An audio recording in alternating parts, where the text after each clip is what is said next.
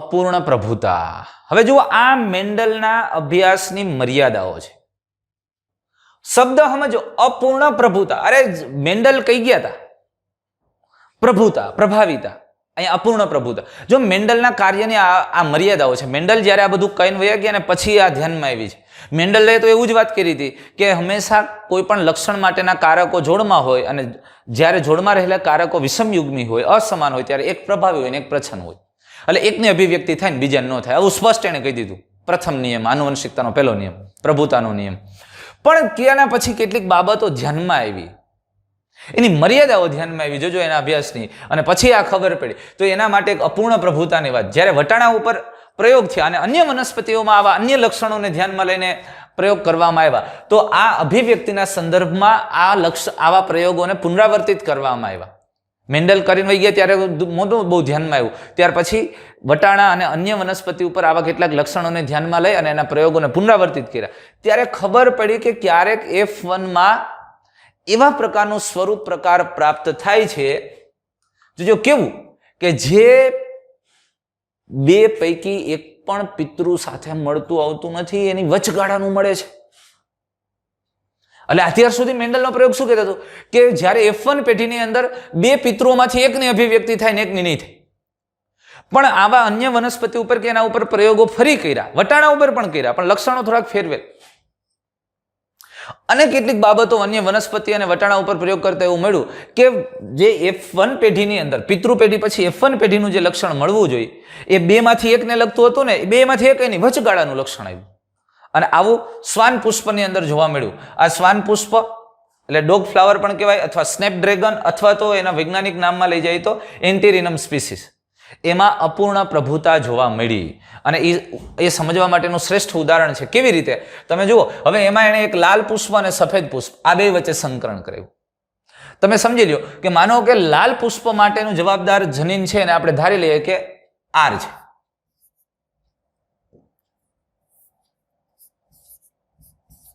અને સફેદ પુષ્પ માટેનું જવાબદાર જનીન છે એને સ્મોલ r ધારી લઈએ. હવે તો તમે સમજો કે આ બે વચ્ચે સંકરણ કરવામાં આવે અને આપણને જે F1 પેઢીની અંદર જે સંતતિ થાય એ કેવી મળે? તમે કયો સાહેબ એમાં કઈ વિચારવાનું જ નથી.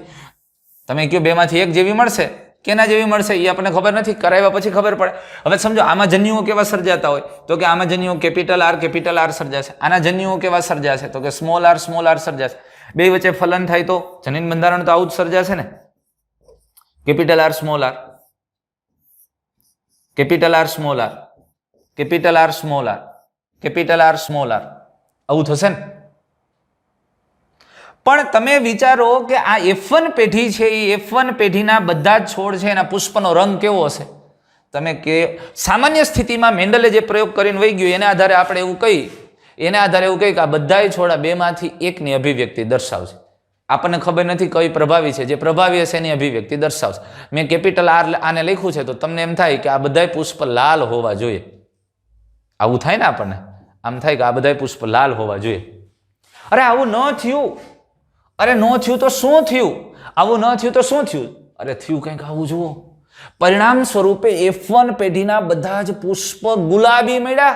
અરે નો લાલ મળ્યા કે નો સફેદ મળ્યા.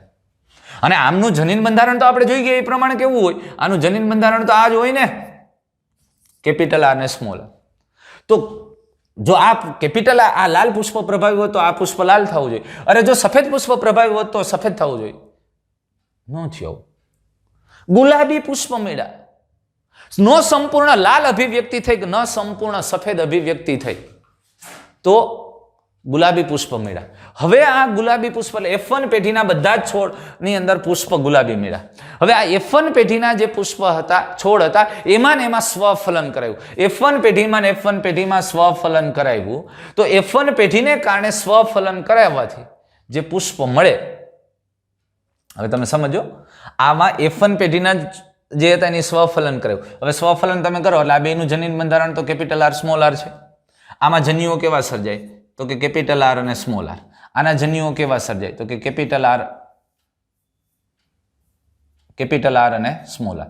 હવે જો આમની ને આમની વચ્ચે ફલન થાય તો કેપિટલ R થાય.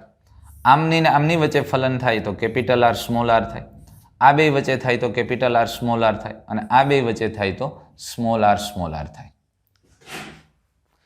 મેન્ડલે પ્રયોગ કર્યા હતા એ મુજબ હાલીએ તો 3:1 નો રેશિયો આવ્યો, અને જનીન બંધારણ તો સ્પષ્ટ થઈ ગયું. આ સિમ્પલ આવી ગયું, 1:2. આ બે હરખા છે અને 1 થયું. આવું જ ને. જોજો, ગુલાબી પુષ્પ ધરાવતા સ્નેપડ્રેગનના ફૂલ છે એવા આવા છોડની વચ્ચે સ્વફલન કરાવ્યું, અને સ્વફલન કરાવી એટલે આપણને આવું જનીન બંધારણ બને. અને જે વાત ઓકે છે, જનીન બંધારણ તો કોમન જ આવ્યું, પણ અહીંયા આપણને ગુલાબી પુષ્પ વચ્ચે સંકરણ કરાવવાથી F2 પેઢીના સ્વરૂપ પ્રકાર શું મળ્યા? હવે આપણે એવું કહીએ ને સામાન્ય રીતે. હવે જુઓ, અહીંયા સ્વરૂપ પ્રકાર કંઈક આવું મળે છે. જોજો, આ લાલ પુષ્પ મળ્યું, આ બે ગુલાબી પુષ્પ મળ્યા, અને આ વ્હાઇટ પુષ્પ મળ્યું. એટલે તમે સમજો, અહીં જનીન પ્રકાર તો જે હતું એ જ મળ્યું મેન્ડલના સામાન્ય એક સંકરણના પ્રયોગ મુજબ 1:2:1. પણ સ્વરૂપ પ્રકારની અંદર શું મળ્યું? તો કે એક લાલ મળ્યું, બે ગુલાબી મળ્યા, અને એક સફેદ મળ્યું. એટલે કે 3:1 નો રેશિયો ન મળ્યો. એટલે કે અહીંયા કોઈ એક પ્રભાવી ને એક પ્રચ્છન્ન છે જ નહીં. અરે તમે વિચાર કરો, અહીંયા શું થયું? તો કે કેપિટલ આર ને સ્મોલ આર બે ભેગા થયા, અને બે પોતાની અભિવ્યક્તિ રજૂ ન કરી શક્યા. બે પોતપોતાની રીતે મૈથા, એટલે ન સંપૂર્ણ લાલ થઈ શક્યું કે ન સંપૂર્ણ સફેદ. એટલે સંપૂર્ણ પ્રભુતા બેમાંથી એકયની નથી, એટલે અપૂર્ણ પ્રભુતા. ન લાલ થયું કે ન સફેદ થયું. કેવું થયું? ગુલાબી. હા, પણ એનું જનીન બંધારણ કેપિટલ આર હતું. જો બે પાછા આર ભેગા થયા એટલે લાલ પુષ્પ મળ્યું આપણને. બે આર ભેગા થયા એટલે પાછું લાલ પુષ્પ થયું. પણ કેપિટલ આર અને સ્મોલ આર જ્યાં મળ્યા તો ત્યાં ન લાલ અભિવ્યક્તિ થઈ, ન સફેદ થઈ, એટલે ગુલાબી છે. એટલે અપૂર્ણ પ્રભુતા છે. બે જનીન સંપૂર્ણ રીતે પોતાની અભિવ્યક્તિ રજૂ નથી કરી શકતા બેયની હાજરી થવાથી, અને બે થોડી થોડી કરે છે, અને એટલે અપૂર્ણ પ્રભુતા છે. સંપૂર્ણ પ્રભુતા નથી એટલે અપૂર્ણ પ્રભુતા છે. સમજાણું? અને અહીંયા બે આર આવ્યા, અને એ પ્રચ્છન્ન અભિવ્યક્તિ છે. જુઓ,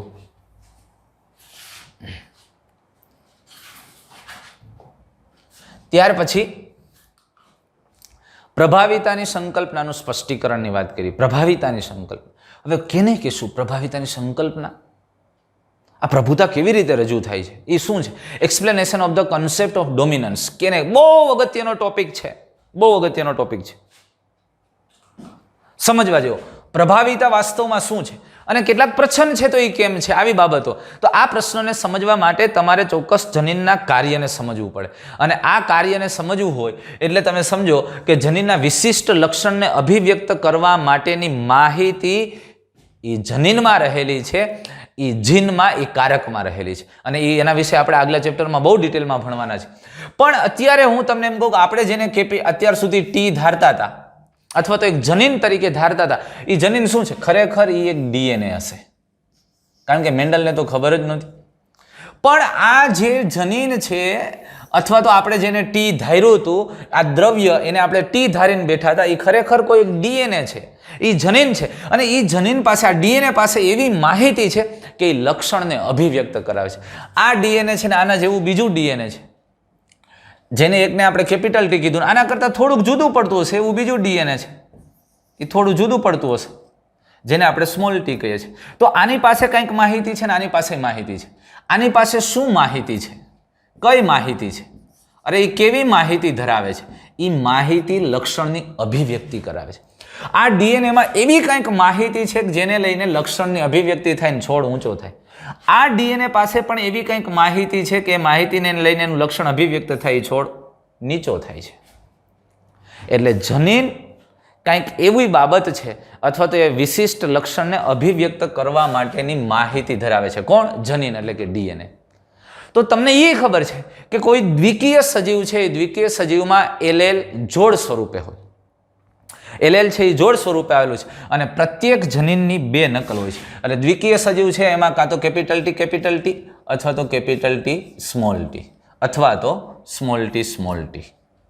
આવી બાબતો હશે, એ તો આપણને ક્લિયર છે, ખબર છે. હવે જોજો વાતને, એક એક વાક્યને, એક એક શબ્દને સમજો. હું ટેક્સ્ટ બુકના એક એક લીટી લખી છે મેં. એ આવશ્યક નથી કે એલેલની જોડી હંમેશા એક જેવી જ હોય. આપણે એમ કીધું ને કે ભાઈ આવું જ હોય એવું જરૂરી નથી. અરે આવું હોય, વિષમયુગ્મી પણ હોય. તો એમાંથી એક એલેલની આ ભિન્નતા છે, આના કરતાં આ એલેલ કંઈક જુદું પડે છે. તો એમાં શું કારણ? તો કે ભાઈ આ કેપિટલ ટી છે, આમાં કાંઈક પરિવર્તન આવ્યું છે, આમાં કાંઈક બદલાવ આવ્યો છે, જેને લઈને એ કેપિટલ ટીમાંથી સ્મોલ ટી થયું છે. એટલે એ જનીન બંધારણ હતું, એમાં કંઈક ફેરફાર થયો. હવે તમે સમજો, આપણે આ કેપિટલ ટી છે એ મેં કીધું એ જનીન છે, એ ડીએનએ જ છે. આ ડીએનએ છે એ કેપિટલ ટી માટે જવાબદાર છે. પણ આ ડીએનએ એક બીજું એવું થયું ત્યારે એમાં કાંઈક એવો ફેરફાર થયો કે એ ફેરફારને લઈને એમાં આ ફેરફાર થયો, એમાં પરિવર્તન આવ્યું. આ કેપિટલ ટીમાં પરિવર્તન આવ્યું એટલે એ શું બની ગયું? એ બની ગયું સ્મોલ ટી. એ જ લક્ષણની અભિવ્યક્તિ બદલી ગઈ. કારણ કે સમજો વાત, આ બે એલેલ છે, આ બે એલેલ છે, એમાંથી એકાદા એલેલમાં કંઈક ફેરફાર થયો, પરિવર્તન આવ્યું, એ જનીનના બંધારણમાં ફેરફાર આવ્યો, અને એવો ફેરફાર આવ્યો કે જેની લક્ષણની અભિવ્યક્તિ બદલાવે છે. એટલે એ લક્ષણની અભિવ્યક્તિ બદલી, તો એ પરિવર્તન અથવા એ ફેરફાર એનું એલેલ થયું, એનું વૈકલ્પિક સ્વરૂપ છે. એટલે આપણે આ શબ્દ અને વાક્યને સમજો. આવશ્યક નથી કે એલેલની જોડ હંમેશા સમાન હોય, જેમ કે વિષમયુગ્મી. તો તેમાંથી એક એલેલ છે, એક એલેલની ભિન્નતા, એટલે કે એ ભિન્નતાનું કારણ શું? તો કે તેમાં આવેલું પરિવર્તન. આ જે ડીએનએ હતું એ ડીએનએ નહીતર બે આવા જ હોત. જો એ બે એવા હોત તો બે કેપિટલ ટી વ્યક્તિ, પણ એમાં થોડોક ફેરફાર થયો એટલે સ્મોલ ટી થયું. એટલે એનું પરિવર્તન છે એ ભિન્નતાનું કારણ છે. એટલે કે જે એલેલમાં ચોક્કસ માહિતીને રૂપાંતર, એટલે અહીંયા જે માહિતી હતી એ પહેલા કેવી હતી? ઊંચા છોડની હતી. એ માહિતીમાં થોડો ફેરફાર કર્યો, રૂપાંતરિત કર્યું, કેવી કરી નાખી? નીચા છોડની. અભિવ્યક્તિ બદલી ગઈ. પહેલા જે ડીએનએ હતું એ માહિતી કેવી ધરાવતી હતી? ઊંચા છોડની. એમાં ફેરફાર થયો એટલે એ માહિતી કયા સ્વરૂપની થઈ ગઈ? નીચે. એટલે ચોક્કસ માહિતીનું રૂપાંતરિત કરે છે. એટલે ઉદાહરણ કીધું છે, એક એવા જનીનને લેવામાં આવે કે જેમાં એક ઉત્સેચક બનાવવાની માહિતી હોય. હવે હું ફરી પાછો એ વાત કરું, આ એક એવું ડીએનએ છે કે જે એ ડીએનએમાંથી એક ચોક્કસ ઉત્સેચક બને છે. હવે સમજો, પાછું હું એને એ સ્વરૂપે લઈ જાઉં, કેપિટલ ટી. આ જનીન આના દ્વારા એક ઉત્સેચક બને છે, ઉત્સેચક એન્ઝાઇમ. હવે એ એન્ઝાઇમ છે, એ ઉત્સેચક એક પ્રક્રિયક છે, એ પ્રક્રિયકને નિપજમાં ફેરવે છે, એટલે કે સબસ્ટ્રેટને પ્રોડક્ટમાં ફેરવે છે, અને એ નિપજ છે એને કારણે લક્ષણ વ્યક્ત થાય છે. એટલે કીધું એવા જનીનને લેવામાં જેમાં એક ઉત્સેચક બનાવવાની માહિતી છે. આ જનીનમાં કઈ માહિતી છે? આ ઉત્સેચક બનાવવા. અને ઉત્સેચક શું કામ કરે છે? તો કે પ્રક્રિયકને નિપજમાં ફેરવે છે. હવે આ જનીનના બે પ્રતિરૂપો, તેના બે એલેલ સ્વરૂપો હોય છે. હવે આપણને ખબર છે કેપિટલ ટી કેપિટલ હોત તો આ પણ શું કરત? આ આવું જ કામ કરે, આ પણ એ જ કરત કે આમાંથી એન્ઝાઇમ બનાવે અને આ એન્ઝાઇમ છે એ ફરી પાછો આમાંથી ફેરવે. પણ આમાં માનો કે કંઈક ફેરફાર થાય છે અને એની જગ્યાએ એમાંથી આ રૂપાંતરિત થઈને આવું થયું. એટલે એક બે બંને પ્રતિરૂપો છે, બે એલેલ સ્વરૂપે છે, એલેલ વૈકલ્પિક કારક છે. તો હવે આમાંથી આ જે બનાવે છે એ એન્ઝાઇમ કાં તો બનાવતો નથી અથવા તો જુદા પ્રકારનો એન્ઝાઇમ બનાવે છે, કાં તો એન્ઝાઇમ બનાવતો જ નથી, કાં જુદા પ્રકારનો એન્ઝાઇમ બનાવે છે, અને માટે એ આ કામ કરી શકતો નથી. સબસ્ટ્રેટ ટુ પ્રોડક્ટનું નિર્માણ થઈ શકતું નથી. અને એટલે આની જે અભિવ્યક્તિ થતી હતી એ અહીંયા નથી થતી. એટલે આ જે ઊંચો છોડ થતો હતો એ નથી થતો. ઊંચો નથી થતો તો શું થાય? તો નીચો રહીએ. અરે યાર, તમે જમતા નથી તો તમે ભૂખા રહ્યો. ભૂખા રહેવા માટે બીજું કંઈ કરવું ન પડે. તો આ અભિવ્યક્તિ નથી થતી એટલે છોડ નીચો રહે છે. જો એ અભિવ્યક્ત થતો તો એ એન્ઝાઇમ બનતો હોત અને એ પ્રક્રિયક નિપજમાં ફેરવાતો તો એનું લક્ષણ અભિવ્યક્ત થાય છે. એટલે વિરોધાભાસી લક્ષણ એટલે છે. તો આ જનીનના બે પ્રતિરૂપો તેના એલેલ સ્વરૂપો છે. હવે જો માની લઈએ કે સામાન્ય એલેલ એવો સામાન્ય ઉત્સેચક ઉત્પન્ન કરે છે જે મોટા તો એક પ્રક્રિયાથી એટલે પ્રક્રિયકને નિપજ માટે આવશ્યક છે અથવા તો પ્રક્રિયકનું નિપજમાં રૂપાંતરણ કરવા માટે આવશ્યક છે. હવે જોજો, તો રૂપાંતરિત એલેલ એ સૈદ્ધાંતિક રીતે નીચેનામાંથી કોઈના ઉત્પાદન માટે જવાબદાર હોઈ શકે. હવે જોજો કઈ હું વાત કરું છું. કાં તો રૂપાંતરિત એલેલ, જો આનું રૂપાંતરણ થઈને પાછું રૂપાંતરણ થઈને એવો જ થયો કે એ પણ એન્ઝાઇમ બનાવે છે. માનો કે આ સામાન્ય જનીન છે, આ સામાન્ય એલેલનું રૂપાંતરણ થઈને એના જેવું જ બન્યું, ખાલી થોડોક જ ફેરફાર થયો પણ ઉત્સેચક બનાવવા સક્ષમ થયો. અને એ ઉત્સેચક બનાવે છે એટલે એ પણ આ પ્રક્રિયા તો પ્રેરશે જ, આ પણ પ્રક્રિયક ફેરશે. સમજાય છે? એટલે એ પ્રક્રિયકને નિપજમાં રૂપાંતરિત કરે છે. તો કાંઈ પ્રશ્ન જ નથી.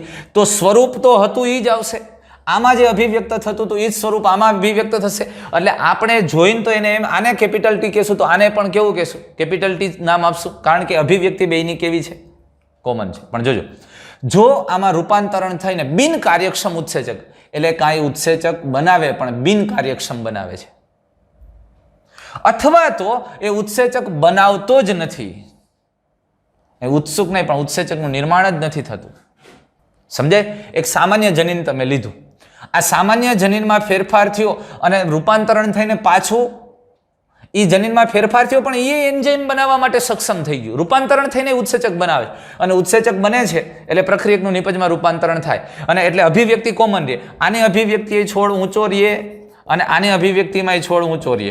એટલે આપણે જ્યારે એ ધ્યાનમાં લઈએ એટલે આપણે તો બેયને શું નામ આપીએ? ટી. બહુ ફેર પડતો નથી. પણ જો એ રૂપાંતરણ દરમિયાન બિન કાર્યક્ષમ ઉત્સેચક ઉત્પન્ન થાય છે પણ બિન કાર્યક્ષમ છે, નકામો છે, અથવા તો ઉત્સેચકનું નિર્માણ જ ન થાય, તો એ લક્ષણ વ્યક્ત થતું નથી, એટલે કે એનું અભિવ્યક્તિ બદલશે. વાત સમજાય છે? એટલે પેલા કિસ્સામાં શું થયું? તો કે રૂપાંતરિત એલેલ એ રૂપાંતરિત એલેલ ને સમાન છે, અરૂપાંતરિત ને સમાન. પેલા કિસ્સામાં જો આ પ્રથમ કિસ્સો શું થયું કે એલેલ રૂપાંતરિત એલેલ છે એ અરૂપાંતરિત એલેલ ને સમાન છે, એટલે એમાં કાંઈ ફેરફાર થતો નથી, એટલે આપણે કાંઈ એમાં જુદું કરી શકતા. આ અરૂપાંતરિત છે ને આ રૂપાંતરિત છે, તો પેલા કિસ્સાની અંદર આનું રૂપાંતરણ થયું એટલે કે આ રૂપાંતરિત એલેલ એ અરૂપાંતરિત એલેલ ને સમાન છે, એટલે એની અભિવ્યક્તિ પણ કેવી હોય? સમાન. પણ એટલે કે એક જ સ્વરૂપ પ્રકાર સર્જાશે અને પરિણામે પ્રક્રિયાર્થીનું નિપજમાં રૂપાંતરણ થશે. અને આવા પ્રકારના એલેલ ખૂબ જોડ સામાન્ય છે, એટલે એ બે સરખા જ આપણે કહેશું એને મોટે ભાગે. હવે પણ એલેલ જો બિન કાર્યક્ષમ ઉત્સેચક ઉત્પન્ન કરે અથવા તો ઉત્સેચક ઉત્પન્ન જ નથી કરી શકતા, તો સ્વરૂપ પ્રકાર ઉપર અસર થાય અને સ્વરૂપ પ્રકાર અથવા તો લક્ષણો અરૂપાંતરિત એલેલના કાર્ય ઉપર નિર્ભર રહે છે. એટલે અરૂપાંતરિત હવે સ્વરૂપ પ્રકાર બદલશે, કારણ કે એ વ્યક્ત જ નથી થતું અને એટલે આના સ્વરૂપ પ્રકાર બદલશે. એટલે જે લક્ષણ વ્યક્ત થતું હતું એ નથી થતું, એટલે જો વધુ ઊંચાઈ આવતી હતી તો એની અવ્યક્ત રહે તો ઓછી ઊંચાઈ છે. જો વટાણાનો આકાર એકદમ ગોળ થતો તો એ નથી થતો એટલે ખરબચડો રહે છે. સમજાય છે વસ્તુ? એટલે જે બદલેલું રૂપાંતરિત કારક છે એના ઉપર તેની અભિવ્યક્તિ નિર્ભર રહે છે. તો સામાન્ય રીતે અરૂપાંતરિત એલેલ જે વાસ્તવિક સ્વરૂપ પ્રકારનું પ્રતિનિધિત્વ કરે છે, અરૂપાંતરિત એલેલ જે વાસ્તવિક સ્વરૂપ પ્રકારનું પ્રતિનિધિત્વ કરે તે પ્રભાવી હોય છે અને રૂપાંતરિત એલેલ મુખ્યત્વે પ્રચ્છન્ન હોય. કેમ આવું? આ કેપિટલ ટી શું કરવાનું? પ્રભાવીના જો આ ઉત્સેચક પેદા કરશે જ અને આના દ્વારા ઉત્સેચકનું નિર્માણ થાય છે અને આ બે જનીન એક સાથે છે સજીવની અંદર. આ આવડું ઉત્સેચક ઉત્પન્ન કરે છે અને ઉત્સેચક ઉત્પન્ન કરે છે અને એટલે સબસ્ટ્રેટ પ્રક્રિયકમાં ફેરવાય છે. આના દ્વારા ઉત્સેચક નિર્માણ નથી થતો તો નથી ફેરવાય, પણ આ એક દ્વારા તો ફેરવાય છે એટલે અભિવ્યક્તિ આની તો થવાની જ છે. આ કામ જ નથી કરતું, પડ્યું રહે, પણ આની અભિવ્યક્તિ તો થાય. એટલે અરૂપાંતરિત છે ને એ મોટે ભાગે વ્યક્ત થતું છે એટલે એ પ્રભાવી હશે, અને જેનું રૂપાંતરણ થયું એ ઉત્સેચક નિર્માણ નથી કરી શકતો અથવા કાર્યક્ષમ નથી એટલે એ પ્રચ્છન્ન રહે. પણ જો બે ટી ભેગા થાય તો અહીંયા ઉત્સેચક બનશે જ નહીં અને એટલે આની અભિવ્યક્તિ તરીકે ઊંચાઈ જોવા મળતી નથી, કારણ કે બે સ્મોલ ટી ભેગા થઈ ગયા એટલે એ કઈ ઉત્સેચક બનાવી જ નથી શકતા અને એટલે ઊંચાઈ આવતી જ નથી અને ઊંચાઈ આવતી નથી એટલે એ નીચું રહે, એટલે બસ સ્પષ્ટ વિરોધાભાસ લક્ષણ થઈ ગયું. સમજો તમે? પણ જ્યારે એટલે એનો મતલબ એવો થયો કે જ્યારે આવા વૈકલ્પિક કારકો સર્જાય છે ત્યારે મૂળ જે અરૂપાંતરિત છે એ પ્રભાવી રહે અને જેમાં રૂપાંતરણ થયું હોય એ વૈકલ્પિક કારક હોય, એટલે કે એ પ્રચ્છન્ન હોય, વૈકલ્પિક કરતા, પણ એ બેયને એકબીજાના વૈકલ્પિક કારકો તો કહીશ. આ પ્રકારે આખો ટોપિક. તો દોસ્તો એકદમ મસ્ત ચેપ્ટર છે, સમજવા જેવું ચેપ્ટર છે. આ વિડીયોની અંદર આપણે અહીંયા સુધી રાખીએ. નેક્સ્ટ ટોપિકમાં સહપ્રભાવિતા અને દ્વિસંકરણ પ્રયોગની આપણે વાત કરશું. પણ બહુ વસ્તુ અગત્યની છે, સમજો. અહીંયા એકદમ કોમ્પ્લિકેટેડ છે, એક એક શબ્દને આપણે સમજવાની ટ્રાય કરીએ છીએ છોકરો. ટેક્સ્ટ બુક સાથે લિંક કરજો, એની સાથે એક એક શબ્દ એક એક વાક્યને સમજવાનો પ્રયત્ન કરજો અને ખૂબ ઊંડાણથી અને ડેપ્થવાળું. અને એક વખત આ તમને સમજાઈ ગયું એટલે પછી વાત પૂરી થઈ ગઈ. આ જીનેટિક્સ વાળો ટોપિક વેઇટેજની દ્રષ્ટિએ ખૂબ અગત્યનો છે, મહત્વનો, એટલે પૂરી કાળજીથી જુઓ અને વિડીયો ન સમજાય તો 2 વખત જુઓ.